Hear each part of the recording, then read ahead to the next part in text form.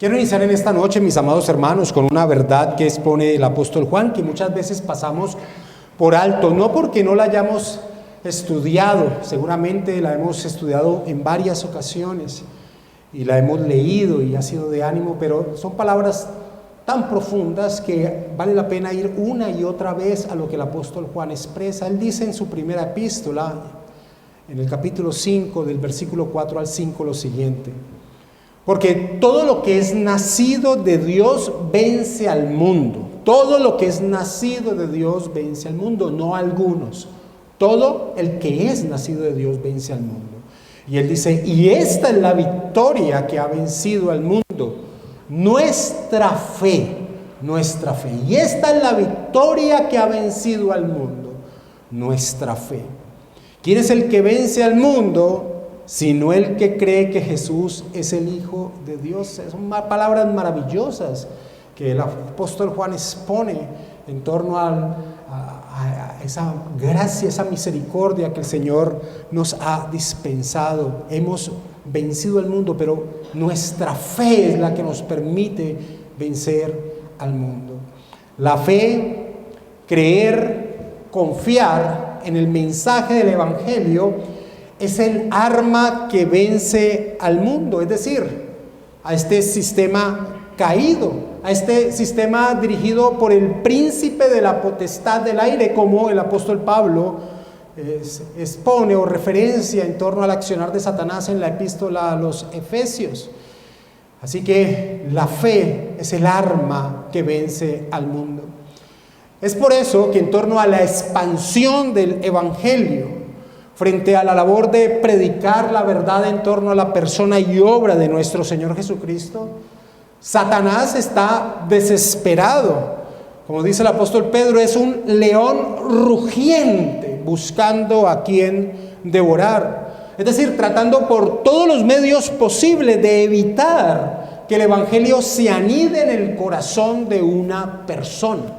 Si la fe es el arma que vence al mundo, es entendible entonces el accionar del enemigo de las almas, del enemigo del hombre. Está desesperado por evitar que el Evangelio se expanda, llegue a la vida de un hombre y se anide en el corazón. El apóstol Pedro, en torno al accionar de Satanás, dice: sed sobrios y velad, porque vuestro adversario el diablo, como león rugiente, anda alrededor buscando a quien devorar. Y dice Pedro: al cual resistid firmes en la fe. Al cual resistir firmes en la fe, sabiendo que los mismos padecimientos se van cumpliendo en vuestros hermanos en todo el mundo, señala el apóstol Pedro en primera de Pedro capítulo 5, versículo 8 al 9.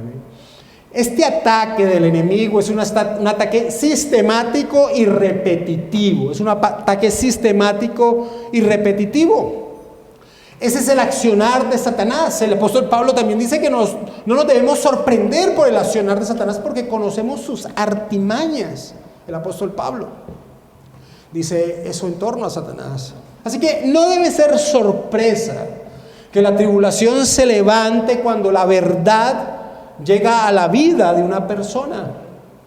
Se levantan enemigos en el propio hogar, en el lugar del trabajo, con las amistades de toda la vida. Eso es algo como repetitivo en la vida de aquel que ha recibido la gracia de la vida espiritual y atesora el Evangelio y cambia su forma de percibir la vida. Inmediatamente se levantan enemigos, se levantan contrarios aún dentro del propio hogar. Así que la tribulación no debe ser sorpresa cuando el Señor en su gracia nos da de la vida espiritual. Debemos entender, y el creyente, aún el creyente joven, el creyente que llega hace poco a los pies del Señor, que el Señor más bien lo trae a sus pies. El creyente debe entender que hay un aspecto espiritual que se mueve cuando alguien atesora el Evangelio. Hay potestades haciendo todo lo que puedan para evitar entonces que esta verdad se aferre en la vida de una persona. El mundo espiritual es real, es verídico. Podemos dar testimonio de esta realidad, de las diferentes circunstancias contrarias que se levantan cuando nuestra vida está siendo ajustada a la voluntad del Señor. Y esta tribulación, esta confrontación, sin dudas, ha sido evidente en la labor de expansión del Evangelio que el apóstol Pablo y Bernabé han realizado y que hemos venido estudiando. Cada aspecto de donde ellos compartían, siempre había un conflicto que se levantaba. Cuando llegaron a Pafos en Chipre, vemos cómo se levanta este falso profeta Jesús en contra de ellos. Cuando llegaron a Antioquía de Pisidia, cuando estuvieron en Iconio, como vimos la semana pasada, cuando estuvieron en Listra, vimos el ataque que ya fue físico en torno al apóstol Pablo. Así que vemos que esta realidad de la oposición en torno a la verdad del Evangelio, a la expansión del Evangelio, es algo real y no debe sorprendernos. Después del milagro realizado por el apóstol Pablo a un hombre incapacitado de sus pies desde el nacimiento, como estudiamos la semana pasada, vimos cómo trataron estas personas de Listra, estos paganos, de adorar al apóstol Pablo y a Bernabé como si fueran dioses, lo cual, como nos lo señala Lucas, difícilmente pudieron impedirlo al exponer que precisamente de esas banalidades debían ellos convertirse al Dios verdadero. Pero como terminamos viendo la semana pasada, Pablo y Bernabé no pudieron seguir ahondando en torno a guiar a estos paganos en torno a la verdad del Evangelio, porque los ministros, los servidores de Satanás llegaron precisamente a evitar que esto siguiese aconteciendo allí en Listra. Por favor, vayamos a Hechos capítulo 14 y posicionémonos en el versículo 19, que fue el último texto que expresamos, que tocamos la semana pasada. Y continuemos con el relato que nos trae Lucas en torno a este primer viaje misionero del apóstol Pablo. Hechos 14, 19. Entonces vinieron unos judíos de Antioquía y de Iconio que persuadieron a la multitud y, habiendo apedreado a Pablo, le arrastraron fuera de la ciudad pensando que estaba muerto. Nosotros podemos ver el grado de odio en torno al mensaje del Evangelio, podemos percibir ese grado de odio en entender la distancia que recorrieron estos ministros de Satanás. Los que venían de Antioquía de Pisidia recorrieron más o menos unos 180 kilómetros para llegar allí a Listra. Sin duda, como el apóstol Pedro expresa, el enemigo anda desesperado, tratando de evitar que la verdad se anide en el corazón de esos nuevos creyentes. Estos ministros de Satanás debieron utilizar la misma estratagema que habían utilizado en Iconio y que vimos la semana anterior para colocar en contra a estas personas en torno a Pablo y Bernabé. Y esa estratagema era la calumnia, era calumniar tanto al mensaje del Evangelio como a aquellos que llevaban el mensaje. En el capítulo 14, en el versículo 2, como estudiamos la semana pasada, vimos que esta era la forma que utilizaron, que planearon en Iconio para colocar en contra al pueblo en torno al apóstol Pablo, a Bernabé y al mensaje que ellos proclamaban. Dice Hechos capítulo 14, versículo 2, mas los judíos que no creían excitaron y corrompieron, literalmente envenenaron, contaminaron los ánimos de las gentes contra los hermanos.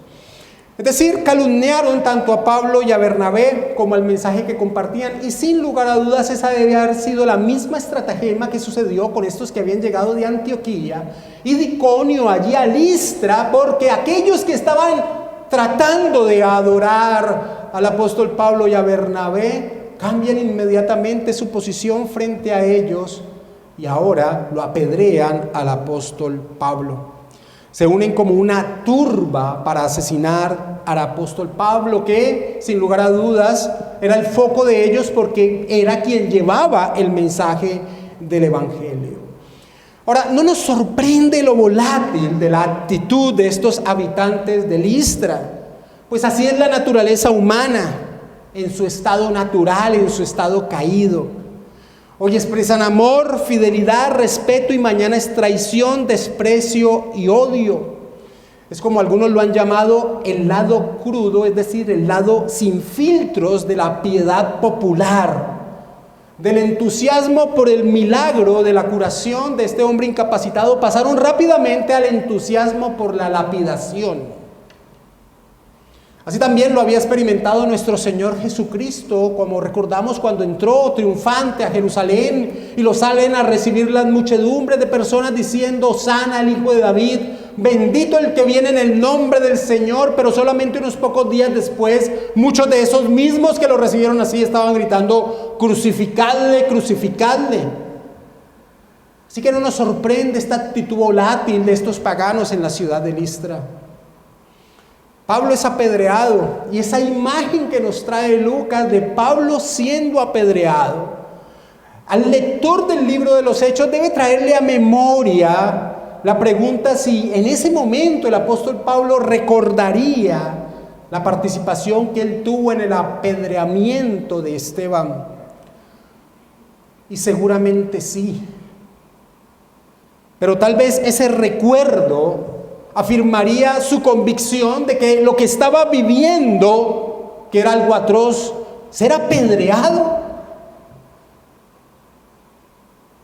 Tal vez ese recuerdo de recordar cuando él estuvo participando del apedreamiento de Esteban, dando su consentimiento, le permitiría a Pablo en ese momento entender que lo que estaba viviendo no era una sorpresa. El anunciar el evangelio trae de parte de muchos, como lo hemos venido expresando, desprecio, odio. No podemos olvidar que el evangelio va a la raíz de lo que es nuestro ser, de quiénes somos. Expresa cuál es nuestro estado y también expresa cuál es nuestra primaria necesidad. Y el hombre natural es un ser en tinieblas, y las tinieblas odian la luz del evangelio. Precisamente por eso, porque refleja nuestra miserable condición. Pero aunque las tinieblas traten de velar a la luz, al final la luz siempre triunfa sobre las tinieblas. Miremos cómo el apóstol Juan, sin perder Hechos 14, lo expone en Juan capítulo 3, en el Evangelio de Juan, en el capítulo 3, versículo 19 al 20. Esta realidad del odio que surge cuando el hombre natural escucha el evangelio sin haber recibido la vida espiritual.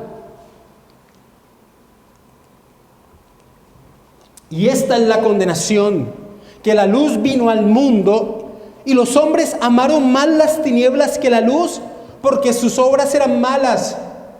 Porque todo aquel que hace lo malo aborrece la luz y no viene a la luz, para que sus obras no sean reprendidas. Así lo expresa el apóstol Juan. Así que para Pablo no era una sorpresa lo que estaba viviendo, por atroz que fuese. El apóstol Pablo no pensaría: el Señor Jesucristo me falló. No, Pablo sabía que el Señor Jesucristo ya le había dado todo lo que un hombre puede anhelar: la salvación de su ser. El que entiende el evangelio, las tribulaciones que llegan a su vida por causa del evangelio, no son una sorpresa, y no hay un dedo señalador hacia nuestro Señor diciendo: me fallaste, porque el Señor ya nos lo ha dado todo. Además, desde el mismo momento del llamamiento del apóstol Pablo, Dios expresó a Ananías, aquel hombre que iría a orar por Saulo de Tarso ciego, le expresó: porque yo le mostraré cuánto le es necesario padecer por mi nombre. Cuánto le es necesario, y seguramente Pablo conocía esto que le había dicho Dios a Ananías, el Señor Ananías. Así que no era una sorpresa lo que Pablo estaba viviendo, no era una sorpresa para él. La tribulación por compartir el evangelio no debe ser una sorpresa. Es por eso mismo que aquellos que habían recibido el evangelio por parte o por boca del apóstol Pablo, el apóstol Pablo les va a enfatizar la siguiente verdad. Adelantémonos un poco nomás en Hechos 14 y leamos la segunda parte del versículo 22. El apóstol Pablo no va a ocultar la realidad, el fruto que trae el evangelio en la vida de una persona. En Hechos 14:22, como vamos a estudiar ahora, el apóstol Pablo le dice a esos que habían recibido de parte de él el evangelio: es necesario que a través de muchas tribulaciones entremos en el reino de Dios. Es necesario. Es necesario. Es por eso que años después, cuando el apóstol Pablo le escribe a los creyentes de la ciudad de Filipos, les dice lo siguiente. Escucha lo que les dice Pablo a los creyentes de Filipos: porque a vosotros os es concedido a causa de Cristo no solo que creáis en Él, sino que también padezcáis por Él. Eso está en Filipenses 1:29. Es por eso que más adelante, cuando le escribe a Timoteo, en relación a todo lo que ha tenido que padecer el apóstol Pablo, le dice a Timoteo lo siguiente: pero tú has seguido mi doctrina, conducta, propósito, fe, longanimidad, amor, paciencia, persecuciones, padecimientos, como los que me sobrevinieron en Antioquía, en Iconio, en Listra, persecuciones que he sufrido y de todas me ha librado el Señor. Y dice: y también todos los que quieren vivir piadosamente en Cristo Jesús padecerán persecución. Eso está en 2 de Timoteo capítulo 3, versículo de 10 al 12. Es por eso también que el apóstol Pedro le dice a los creyentes a quienes escribe que no se sorprendan por las tribulaciones que les acontecen. Amados, no os sorprendáis del fuego de prueba que os ha sobrevenido, como si alguna cosa extraña os aconteciese. En 1 de Pedro capítulo 4, versículo 12. No es sorpresa la tribulación cuando alguien se ajusta a la verdad del evangelio. Es lo natural. Hay un mundo espiritual que se mueve, impidiendo, tratando de impedir que la semilla del evangelio se anide en el corazón de una persona. Pasamos de un reino a otro. Cuando le escribe Pablo a los colosenses, les dice: con gozo, dando gracias al Padre que nos hizo aptos para participar de la herencia de los santos en luz, el cual nos ha librado de la potestad de las tinieblas y trasladado al reino de su amado Hijo. Colosenses 1, versículo 12 y 13. Así que en torno a esta verdad de que la tribulación es el fruto natural en torno a la vida de un creyente que ajusta su vida en torno a la verdad del evangelio, a la pregunta que surge de ¿por qué el Señor dice que es necesario? ¿Por qué Pablo dice que es necesario el padecimiento, el dolor, el rechazo, la humillación? ¿Por qué? Nosotros podemos decir muchos propósitos que encontramos dentro de las Escrituras en torno a por qué Dios permite la aflicción, el padecimiento, el dolor, la tribulación en torno a los suyos. Es más, hay muchos que ni siquiera podemos entender plenamente. Pero quiero enfatizar en este momento uno de ellos, uno de esos propósitos de por qué el Señor, que es todopoderoso, que es soberano, que es bueno, permite que a los suyos, por causa del evangelio, tengan que sufrir o sufran. Sufrimos, y este es solo uno de muchos aspectos, pero quiero enfatizar este. Sufrimos porque el Señor nos lleva a anhelar llegar a nuestra patria celestial. El Señor nos lleva a anhelar llegar a nuestra patria celestial. Este mundo, este sistema caído, no es el reino al que pertenecemos. Somos y siempre seremos extranjeros y peregrinos en esta tierra. Nunca estaremos satisfechos en esta tierra. Anhelamos nuestra patria celestial y el dolor por causa del evangelio nos recuerda esto. Pero mientras estamos en este recorrido hacia nuestra patria celestial, la verdad que profesamos con nuestra boca y con nuestra vida debe trastornar, debe afectar a aquellos con los que convivimos en nuestro día a día. tenemos la intención de arrebatar de este sistema caído a cuantos más podamos, que más personas se aferren a los pies del Señor Jesucristo. Esa es la misión de la iglesia. La iglesia es misionera, evangelística, siempre con el propósito de extender el evangelio, pasando aún por encima de las restricciones que este sistema caído pueda llegar a levantar.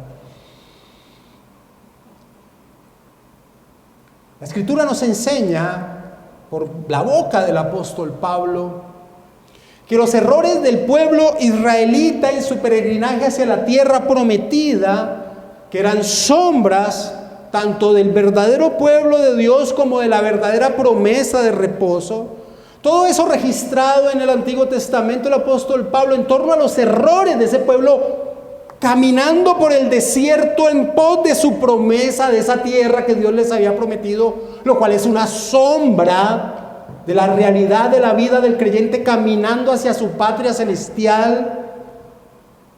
El apóstol Pablo dice que todo eso se escribió para nosotros como ejemplo.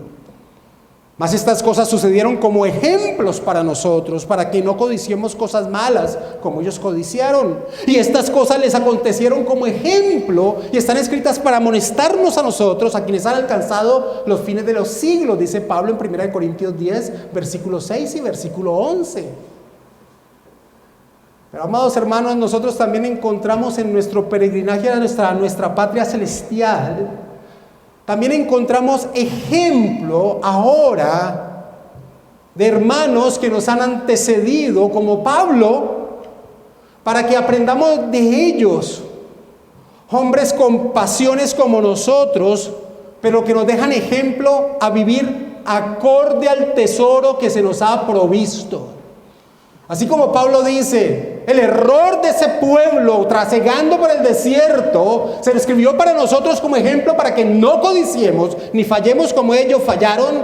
También nosotros tenemos en las Escrituras el ejemplo de hombres con pasiones semejantes a nosotros, iguales, que son ejemplo de una vida acorde a las convicciones de alguien que ha abrazado el Evangelio.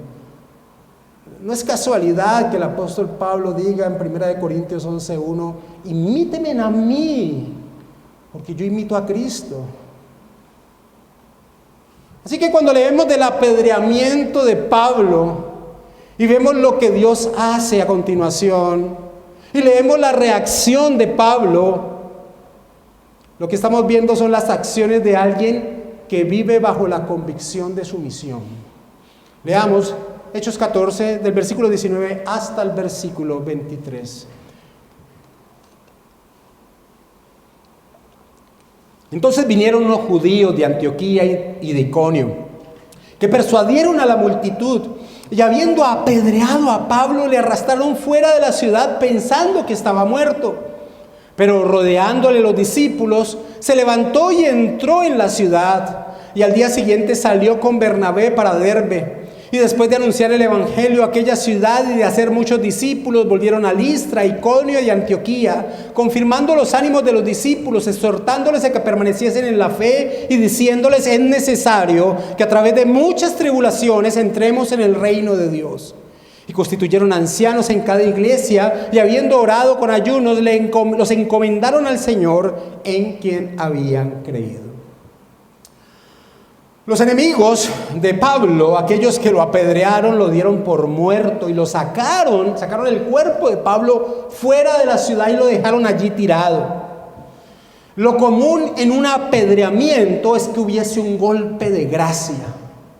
Lo común es que después de que el cuerpo estaba allí inerte, llegase uno y tomara la roca más grande que pudiese llegar a encontrar y llegara sobre su cabeza y se la tirara con todas sus fuerzas. ¿Sucedió esto? No lo sabemos, no nos lo dice la Escritura. Lo que sí nos dice la Escritura es que estos hombres pensaban que Pablo estaba muerto. Pero Lucas también nos dice que a la vez que había enemigos del Evangelio, también estaban aquellos que eran el fruto de la labor del apóstol Pablo. Había discípulos.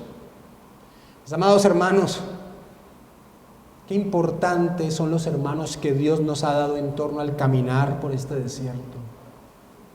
A veces no valoramos esa gran familia que Dios nos ha dado. Pero resulta que esa gran familia que Dios nos ha dado es vital en torno al caminar en un peregrinaje donde recibiremos tribulación a causa de nuestra fe.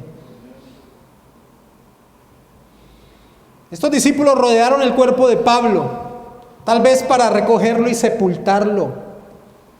Pero allí se despliega el poder de Dios. Y no lo digo principalmente por el hecho de que Pablo se levante, sino por la determinación que se nos expone que tenía este hombre, quien se levanta y entra en la ciudad. Sí, entra a Listra y al día siguiente parte rumbo a Derbe, una población a más de 90 kilómetros de Listra. Versículo 20. Pero rodeándole los discípulos se levantó y entró en la ciudad, y al día siguiente salió con Bernabé para Derbe, como señala Derek Thomas. ¿Quién de nosotros lo criticaría si en cambio hubiéramos leído que sacudió el polvo de los pies y se dirigió en la dirección opuesta? Nadie. Pero no. Pablo se levanta, entra a Listra y al día siguiente se va a Derbe. ¿A qué se va a Derbe después de haber sido apedreado? A seguir realizando lo que era la convicción de su existencia, versículo 21, la primera parte. Y después de anunciar el evangelio en aquella ciudad y de hacer muchos discípulos, nada podía detener al apóstol Pablo y el amor por la iglesia. Dice Derek: ¿no nos humilla hasta el polvo este testimonio? ¿No nos avergüenza cuando nos quejamos de pequeños inconvenientes? Amados hermanos, qué pasión por la iglesia de Cristo. Las tribulaciones propias que vivía Pablo eran inferiores a su interés por la iglesia. No pierdas Hechos 14 y acompáñame a 2 de Corintios capítulo 11, versículo 23 en adelante.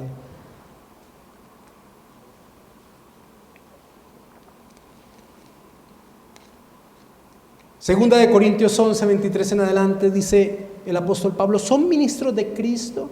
Como si estuviera loco hablo, yo más. En trabajos más abundantes, en azotes sin número, en cárceles más, en peligro de muerte muchas veces. De los judíos 5 veces he recibido 40 azotes menos 1. 3 veces he sido azotado con varas. 1 vez apedreado, recordando lo que sucedió en Listra. 3 veces he padecido naufragio. 1 noche y 1 día he estado como náufrago en alta mar. En caminos muchas veces. En peligro de ríos, peligro de ladrones, peligro de los de mi nación, peligro de los gentiles, peligros en la ciudad, peligros en el desierto, peligros en el mar, peligros entre los falsos hermanos, en trabajo y fatiga, en muchos desvelos, en hambre y sed, en muchos ayunos, en frío y en desnudez. Pero, y además de otras cosas, lo que sobre mí se agolpa cada día. Está haciendo como una distinción de todo lo que ha hecho. Ha señalado la preocupación por todas las iglesias.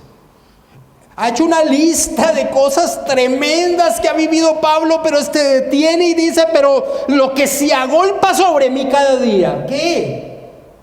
¿Qué vas a comparar con todo lo que has señalado?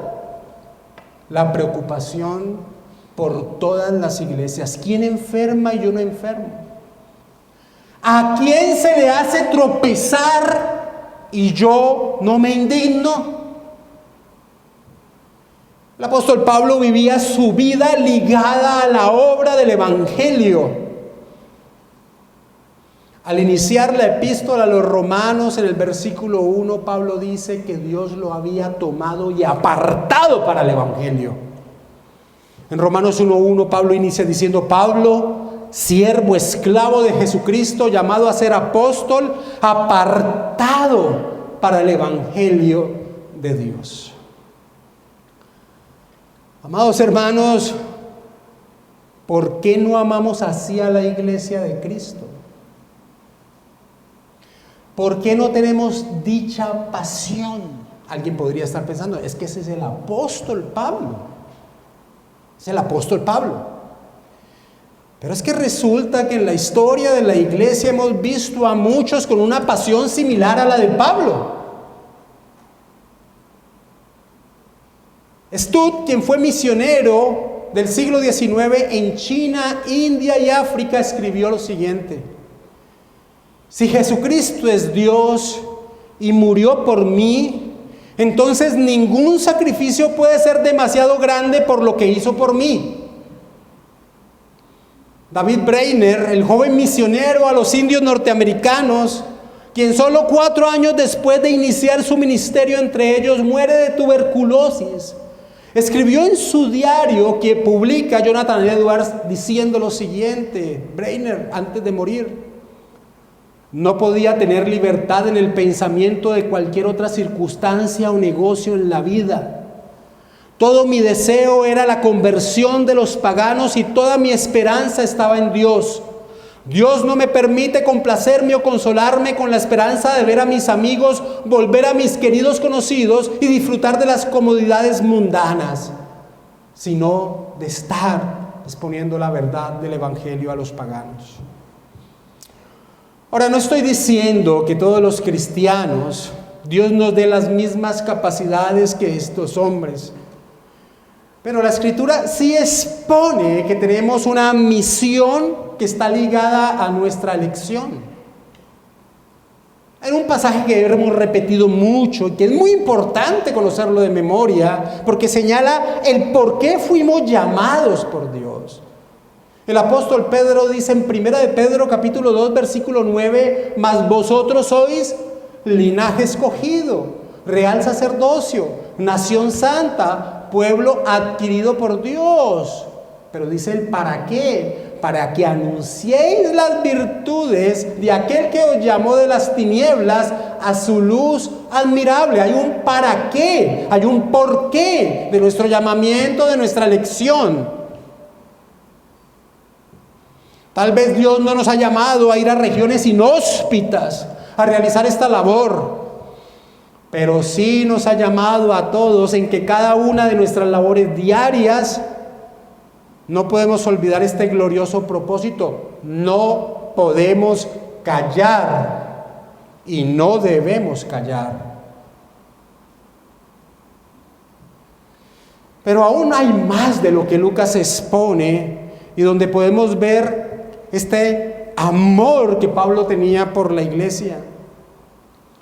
Y es que estando en Derbe, y como ya dije, el Derbe quedaba más o menos a unos 90 kilómetros de Listra, y en la condición en que Pablo se encontraba, acaba de ser apedreado. Sus enemigos le daban por muerto.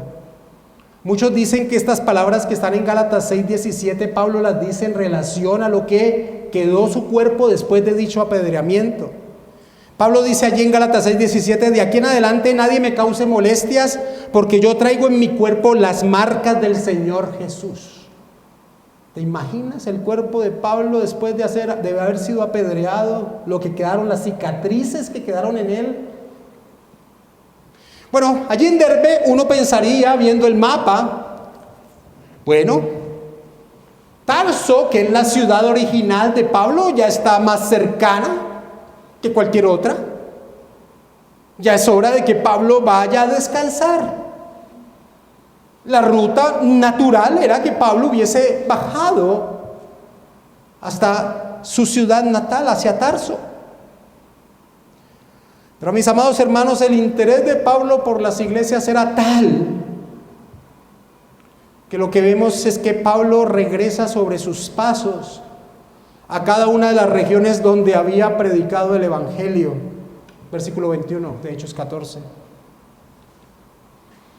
Y después de anunciar el Evangelio a aquella ciudad y de hacer muchos discípulos, volvieron a Listra, a Iconio y a Antioquía. Y nos preguntamos, ¿cómo Pablo y Bernabé pueden regresar a Listra donde Pablo ha sido apedreado? ¿Cómo Pablo puede regresar a Iconio, donde se había planeado su apedreamiento?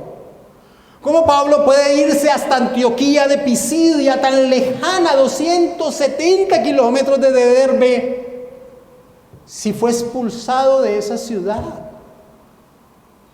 La respuesta es que el interés por sus jóvenes hermanos en Cristo lo consumía, lo impulsaba. Pablo y Bernabé sabían que era mucho más peligroso aún que su propia integridad, que los nuevos hermanos no fueran fortalecidos en medio de las grandes presiones que seguro ya estaban enfrentando los nuevos creyentes. Y es por eso que podemos aprender 5 aspectos que Pablo hace al llegar a cada una de estas regiones para fortalecer a aquellos nuevos creyentes. Pablo estaba preocupado por ellos. ¿Pablo confiaba en la soberanía de Dios, pastor? Sí, claro, por supuesto. Pero Pablo sabía que Dios tenía los medios para hacer su voluntad. Y Pablo se sabía uno de esos medios. Pablo sabía que él tenía una responsabilidad con aquellos a los que les había llevado el evangelio y lo habían aceptado. Pablo sabía que tenía que volver a fortalecerlos. Versículo 22 al versículo 23. Y miremos 5 aspectos que podemos aprender de lo que hace Pablo en cada una de estas regiones, donde una vez más llega a fortalecer a los hermanos. Dice el versículo 22, confirmando los ánimos de los discípulos, exhortándoles a que permaneciesen en la fe y diciéndoles, es necesario que a través de muchas tribulaciones entremos en el reino de Dios. Y constituyeron ancianos en cada iglesia y habiendo orado con ayunos, los encomendaron al Señor en quien habían creído. El primero de ellos es que nos dice Lucas que confirmaron los ánimos de los discípulos. El apóstol Pablo deseó fortalecer el ánimo de sus jóvenes hermanos. Ellos de seguro, estos jóvenes cristianos, cuando hablo de jóvenes es no en edad de recorrido de sus vidas, sino en torno a la verdad del evangelio. Estos hermanos recién convertidos, de seguro habían escuchado las noticias de lo que Pablo había vivido. Y estarían confundidos por ello. ¿Por qué si Dios es bueno y todopoderoso permite que suceda esto a sus siervos? ¿Por qué permitió que Pablo viviese esto? Se harían algunos de los cuestionamientos que embargaban las mentes de estos jóvenes hermanos. Mis hermanos, pero imaginémonos a ellos en cada una de estas regiones, allí en Listra, en Iconio, en Antioquía de Pisidia, viendo llegar al apóstol Pablo y pasar un tiempo con ellos. ¿Cómo debe haberlos entusiasmado? Sin lugar a dudas, ellos aprenderían de Pablo lo que después escribiría a los creyentes de la ciudad de Corintios, segunda de Corintios capítulo 4, versículos 7 en adelante.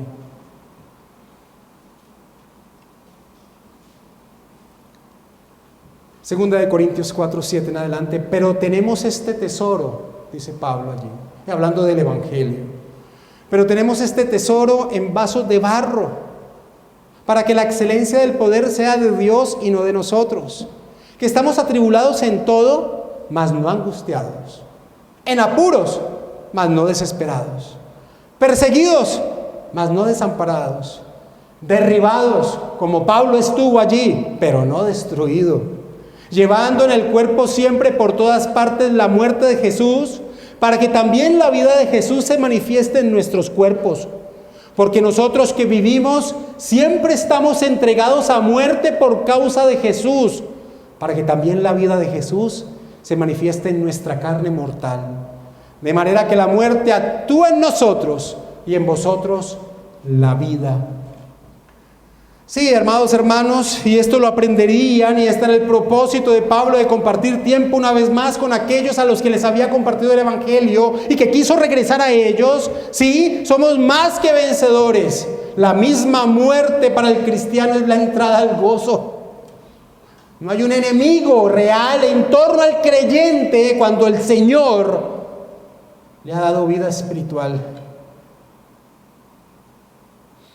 Qué gozo para estos hermanos debe haber sido ver llegar al apóstol Pablo. Y como ya lo enfaticé, cómo nos necesitamos. No somos seres que estamos siempre del mismo ánimo. Muchas veces las situaciones que vivimos nos bajonean, nos deprimen. Pero la presencia, la cercanía, el apoyo de los hermanos es vital.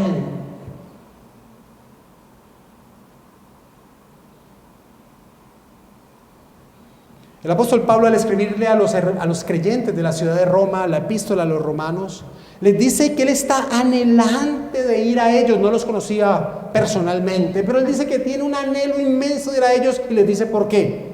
Les dice para ser enriquecidos mutuamente. Mis amados hermanos, compartir con nuestros hermanos en la fe es un regalo del Señor. Esa vida aislada de los hermanos de la fe es un peligro. Se está desaprovechando un medio de gracia. En Romanos capítulo 1, versículo 11 al 12, el apóstol Pablo, escribiéndole a estos hermanos que no conocía, les dice: porque deseo veros para comunicaros algún don espiritual, a fin de que seáis confirmados. Esto es, para ser mutuamente confortados por la fe que nos es común a vosotros y a mí. La fe que nos es común, es decir, el cuerpo de doctrina que abrazamos. Y ese es precisamente el segundo punto que Pablo quiere fortalecer en sus jóvenes hermanos al regresar a ellos. Exhortarles a que permaneciesen en la fe, dice Lucas. Exhortarles a que permaneciesen en la fe. Por favor, colócame en viento porque creo que eso se congeló. Pablo desea ir para que a través de sus enseñanzas, una vez más, estos hermanos fundamentaran más sus convicciones y a través de ese crecimiento en conocimiento pudiesen enfrentar los diferentes embates que enfrentarían. Nosotros vemos por la epístola que se escribe a los hebreos que esa es precisamente la intención que tiene el autor de los Hebreos. ¿Cuál? Exponerles de una forma clara la verdad, para que entendiendo esa verdad ellos puedan soportar las diferentes situaciones que ellos enfrentaban. Crecer en doctrina es un aspecto fundamental para enfrentar las tribulaciones que vienen a nuestra vida. Tiempo después, el apóstol Pablo les indicaría a los creyentes del Asia Menor que los maestros que el Señor Jesucristo proporciona a la iglesia tienen el propósito de llevarlos a la madurez para que estén firmes ante los ataques de los falsos maestros. Vayamos por favor a Efesios capítulo 4, versículo 11 al 13, sin perder Hechos capítulo 14. Efesios capítulo 4, versículo del 11 al 13. Dice allí, y él mismo, dice el apóstol Pablo a estas iglesias del Asia Menor, y él mismo, hablando de nuestro Señor Jesucristo, constituyó a unos apóstoles, a otros profetas, a otros evangelistas, a otros pastores y maestros, a fin de perfeccionar a los santos para la obra del ministerio, para la edificación del cuerpo de Cristo, hasta que todos lleguemos a la unidad de la fe y del conocimiento del Hijo de Dios, a un varón perfecto, a la medida de la estatura de la plenitud de Cristo. Así que los dos primeros puntos que vemos que Pablo tiene como intención al regresar sus pasos y entrar una vez más en Listra, en Iconio, en Antioquía de Pisidia, primero es confortar el ánimo de los hermanos con su presencia, y el segundo es fortalecerlos en torno a la fe, a través de sus enseñanzas, que crecieran, que se fundamentaran más en la doctrina. El tercer punto que Lucas expone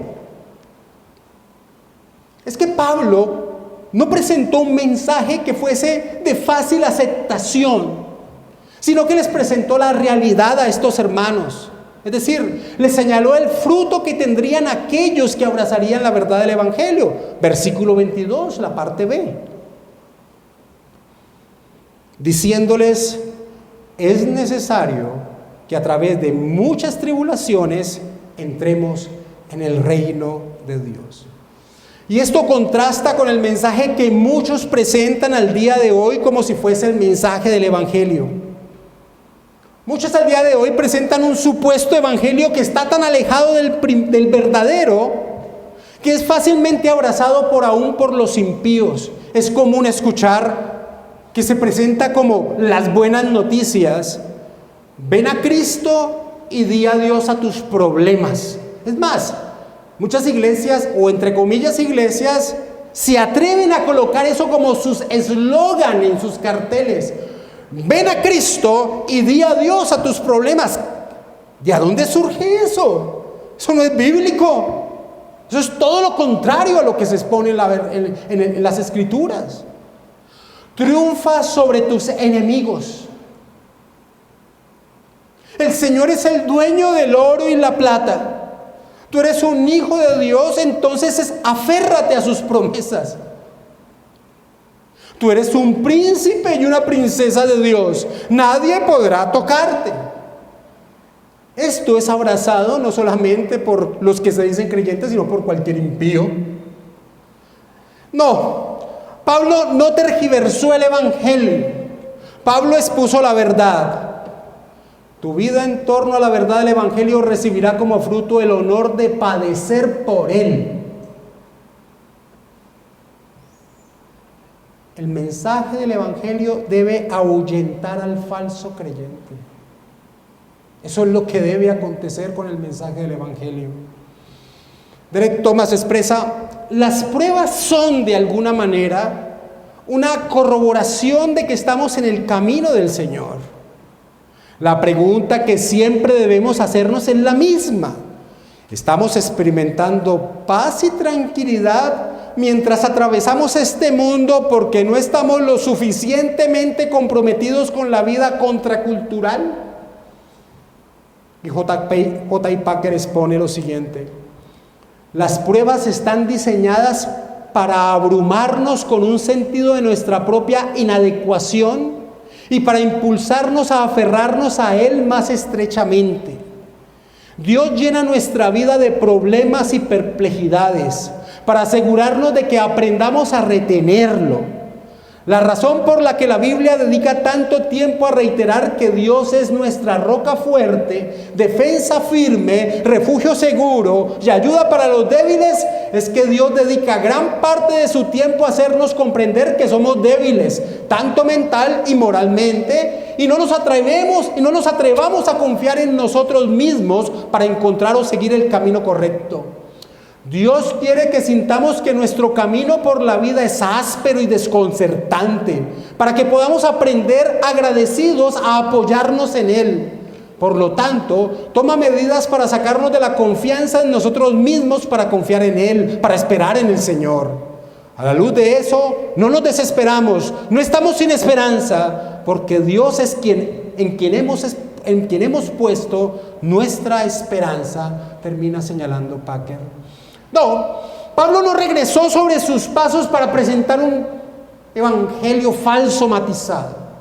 Pablo les dijo: es necesario que a través de muchas tribulaciones entremos en el reino de Dios. El cuarto punto, y eso es importante, porque muchos que llegan a las iglesias, entre comillas iglesias, con estos eslogans fantasiosos, cuando vienen las circunstancias difíciles, salen corriendo diciendo: eso es falso. No, el creyente debe entender que parte de su vida natural es sufrir por Cristo. Anhelamos la llegada a nuestra patria celestial. El cuarto punto que presenta Lucas, que hizo el apóstol Pablo cuando regresó a cada una de estas regiones para afirmar a sus jóvenes hermanos, fue dejar establecido el cuerpo pastoral en cada iglesia local. Versículo 23, la parte inicial: y constituyeron ancianos en cada iglesia.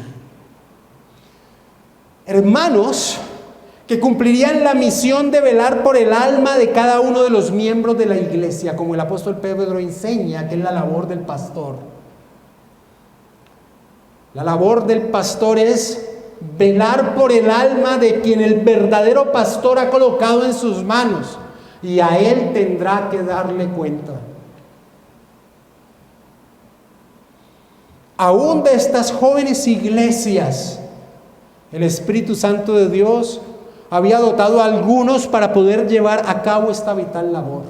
MacArthur dice: el hecho de que en tan poco tiempo algunos hubieran alcanzado el nivel de madurez espiritual requerida para los ancianos muestra la intensidad de la enseñanza y la exhortación de Pablo y Bernabé. Eso señala MacArthur. Pero aunque MacArthur puede tener razón, creo que en este periodo de la iglesia naciente, la acción del Espíritu Santo fue especial, permitiendo que aún creyentes de no mucho tiempo pudiesen tener el carácter y el conocimiento necesarios para llevar a cabo esta vital labor de pastorear una grey. Me inclino a pensar que fue por la acción especial del Espíritu Santo en este momento del desarrollo de la iglesia, donde se necesitaba rápidamente personas que pudieran ayudar a esos hermanos a crecer espiritualmente, a velar por sus almas, que el Espíritu Santo actuó de una manera especial.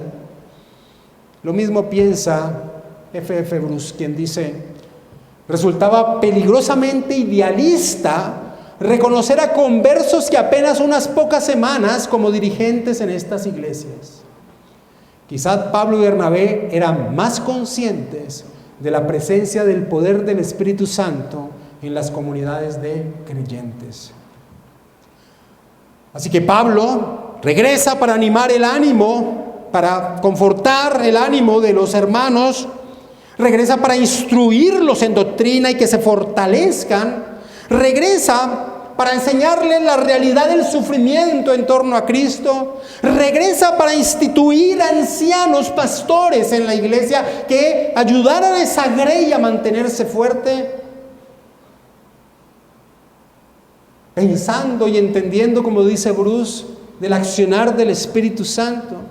Y es por eso que el último punto, este quinto punto que Lucas expone, es precisamente que tanto Pablo como Bernabé entonces encomendaron al Señor la iglesia, pues solamente Dios es quien sostiene a su iglesia. Versículo 23, parte B. Y habiendo orado con ayunos, los encomendaron al Señor en quien habían creído. David Peterson expone lo siguiente: sabemos por sus cartas que Pablo creía que Dios mantendría fieles a la fe a aquellos que estaban genuinamente convertidos. Sin embargo, sabía que sus propias oraciones y enseñanzas eran parte del proceso por el cual Dios los sustentaría. Por eso regresó sus pasos hacia estas regiones a pesar del peligro que había. Amados hermanos, este camino de amor por la iglesia que tomaron Pablo y Bernabé al regresar a aquellas regiones de donde los habían expulsado y habían atentado contra sus vidas, tiene una doble enseñanza para nosotros. A nivel particular, como creyentes individuales, debemos estar pendientes del crecimiento de aquellos que han abrazado el Evangelio por nuestra predicación. Debemos atesorar ese honor que nos ha dado el Señor de ser canales para traer a la iglesia a muchos junto con sus familias. Eso demanda tiempo, eso demanda dedicación con ellos y también responsabilidad con nuestro testimonio, para ser verdaderos guías y no tropiezos en el desarrollo de su formación. Eso a nivel particular que nos enseña este esfuerzo de Pablo. El Señor nos da ese honor de que a través de nuestro compartir muchas personas lleguen a los pies del Evangelio. Cuidemos ese honor que nos ha dado el Señor. Estemos pendientes del desarrollo de dichas vidas. MacArthur dice: un siervo eficaz de Dios sabe que la gran comisión no es lograr simplemente que se hagan profesiones de fe, sino nutrir esa fe hasta la madurez. Eso en torno a nivel individual de la enseñanza de esto que hace Pablo. Pero también hay una enseñanza a nivel del cuerpo de Cristo al que pertenecemos, es decir, como iglesia local. Nos enseña que aquellas iglesias que nacen por el esfuerzo conjunto de iglesia local, esas iglesias nacientes deben ser acompañadas durante un tiempo, brindando asistencia a aquellos que han quedado al frente de ella, sabiendo que el enemigo querrá estropear su camino.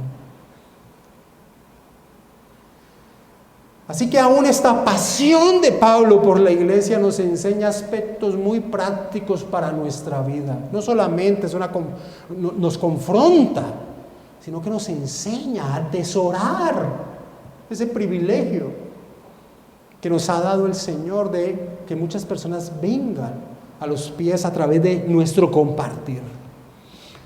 Lucas finaliza esta exposición del primer viaje misionero de Pablo señalando su retorno a la iglesia local que los había enviado, y cómo al llegar allí rindieron cuentas de su labor, expresando con esto que la labor misionera debe surgir de la iglesia local. Versículo 24 al 28. Pasando luego por Pisidia, vinieron a Panfilia, y habiendo predicado la palabra en Perge, y no sé si ustedes recuerden, cuando después de estar en Chipre y después de tener confrontación con el falso profeta Barjesús, vemos que van hacia el continente, y nos llamó la atención que no se hayan quedado allí en Perge, sino que siguieron derecho a Antioquía. Eso los pusimos cuando vimos la predicación de Pablo en Antioquía de Pisidia. Pero aquí, en su retorno, la escritura es maravillosa y nos señala que Pablo entra allí y predica la palabra en el versículo 25. Y habiendo predicado la palabra en Perge, descendieron a Atalía. De allí navegaron a Antioquía de Siria, desde donde habían sido encomendados a la gracia de Dios para la obra que habrían cumplido. Y habiendo llegado y reunido a la iglesia, refirieron cuán grandes cosas había hecho Dios con ellos, y cómo había abierto la puerta de la fe a los gentiles, y se quedaron allí mucho tiempo con los discípulos. Tenían tanto que contar Pablo y Bernabé. Tendrían que contarles del enfrentamiento con Barjesús, de la conversión de Sergio Paulo, de la manera en que el apóstol Pablo expuso a través de las escrituras del Antiguo Testamento que Jesús era el Cristo prometido, la respuesta de los gentiles al mensaje del Evangelio, el rechazo de la mayoría de judíos, la sanación de un incapacitado desde su nacimiento, el apedreamiento de Pablo. Tenían tanto que contar. Pero ellos sabían que todo eso que habían vivido, lo habían vivido a través de la capacitación del Espíritu Santo de Dios. Fue Dios quien de principio a fin realizó esta labor por medio de ellos. Por eso es importante recordar cómo inicia este primer viaje misionero del apóstol Pablo. Devolvámonos a Hechos 13 y leamos del versículo 1 al 3. Había entonces en la iglesia que estaba en Antioquía de Siria profetas y maestros: Bernabé, Simón el que se llamaba Níger, Lucio de Cirene, Manaén el que se había criado junto con Herodes el tetrarca, y Saulo. Ministrando estos al Señor y ayunando, dijo el Espíritu Santo: apartadme a Bernabé y a Saulo para la obra a los que los he llamado. Entonces, habiendo ayunado y orado, les impusieron las manos y ellos lo despidieron. Así inició. Y miremos cómo concluye, versículo 27 de la primera parte del capítulo 14. Y habiendo llegado y reunido a la iglesia, refirieron cuán grandes cosas había hecho Dios con ellos. Cuán grandes cosas había hecho Dios con ellos. Dios se lleva siempre la gloria. Pablo y Bernabé entendían que todo lo que habían vivido, lo habían vivido porque el Señor los había capacitado. La naturaleza de la iglesia es que ella es misionera. Debemos orar que el Señor envíe hombres dispuestos a ejercer este papel de evangelistas y abran caminos donde la fe bíblica no está siendo expuesta. La iglesia tiene que ser misionera. es su naturaleza. Lucas nos dice que Pablo y Bernabé permanecieron con su iglesia local durante un buen tiempo, así termina en el versículo 28, y se quedaron allí mucho tiempo con los discípulos.